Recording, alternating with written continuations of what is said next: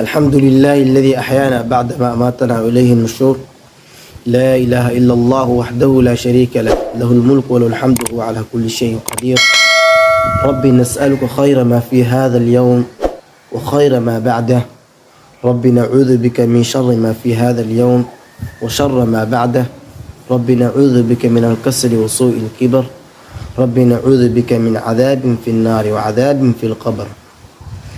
الحمد لله إله ما تسكله ما أنت عارفه والصبح الله الصبح نصوت توسية أنا عفما قبل نصوت توسية. النبي صلى الله عليه وسلم حقد عسان جري الصبح ذي بركب الحمد لله الذي عافاني في جسدي ورد علي روحي وأذن لي بذكره. إله ما تسكله الله سوء عافية جركيجا سيدو كلا النفس ديد وسوء عليي كدبنا إيه أمري ذكري سينا بضياء إيه أمري. maanta waxaanu ka hadlaynaa 3 cisho ilkahaada ku nadiifi 3 cisho ama 3 maalin ilkahaada ku nadiifi ayaga dhan nadiif baa ka dhigaysaa insha Allah.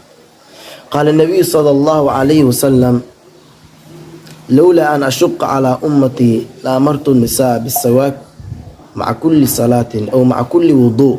رسول صلى الله عليه وسلم حوليه هاي haddii aan ahaa lahaa mid ummadiisa dhibaayo oo aad u dhibaado haddaan ahaa lahaa la amartuhum bisiwaaki waxaan amri lahaa rumiyan amri lahaa inay rumaystaan maca kulli wuduu'in weyse kasta aad weysqaadanaysid inaa maaragtaa ilaahi subxaanahu watacaala weysada aad weysqaadanaysid inaad rumaysato ayaan amri lahaa uu yidhi rumi inaad isticmaasho.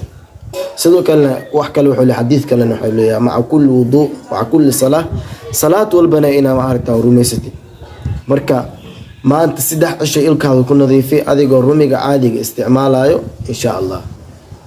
قال النبي صلى الله عليه وسلم إذا قام من الليل يشوس فاه بالسواك.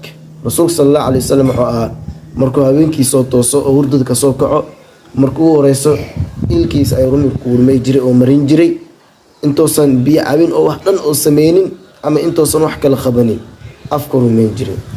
marka subaxdii markii aad soo toosto aad soo kacdo isla markii baa rumi ku bilaab adigoo aanan wali biyo cabin aanan hadlin aanan wax kala sameynin rumigaas qabso ku rumay subax kasto 3 subax saaseen ilkaada ka dareemi doontaa waadna ku nadiifi doontaa.